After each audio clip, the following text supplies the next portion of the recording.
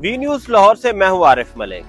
पंजाब हुकूमत film city authority बनाने का फैसला किया है। पंजाब हुकूमत ने मरीम नवाज की काविशों की वजह से नया फिल्म सिटी अथॉरिटी जो है वो बनाई जा रही है। कई दहाइयों से पाकिस्तान में फिल्म इंडस्ट्री शदीद जवाल का शिकार थी। खुसूसन पंजाब के अंदर अब फिल्में बनना बंद हो गई थी। लाहौर में जो फिल्मों का गढ़ समझा जाता था, सिनेमा घरों का गढ़ समझा जाता था, यहाँ पर फिल्में बनना बंद हो चुकी हुई थी। 1970 की दिहाई के बाद सिनेमा घरों की भी कमी यहाँ पर हुई और फिर लोग टीवी के ऊपर चले गए और अब डिजिटल मीडिया के ऊपर ट्रांसफर हो रहे हैं। तो इस सूरत को देखते हुए वज़ीर आला पंजाब ने फिल्म सिटी अथॉरिटी बनाने का फैसला किया और उसकी कायमा कमेटी से उसकी मंजूरी भी हो चुकी हुई है।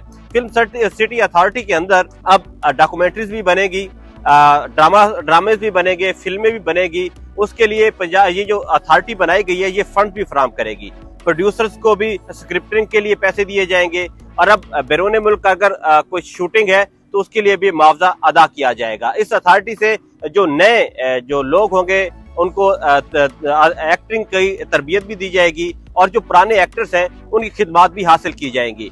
इस जो अथॉरिटी के जरिए एक मुस्बत जो पंजाब का चेहरा है वो अवाम के सामने लाया जाएगा, बल्कि पूरे पाकिस्तान का मुस्बत चेहरा जो है वो उजागर किया जाएगा। अदाकार नसीम विकी ने इस हवाले से कहा कि ये फिल्म सिटी अथॉरिटी जो है वो बहुत अच्छा इकदाम है पंजाब हुकूमत का।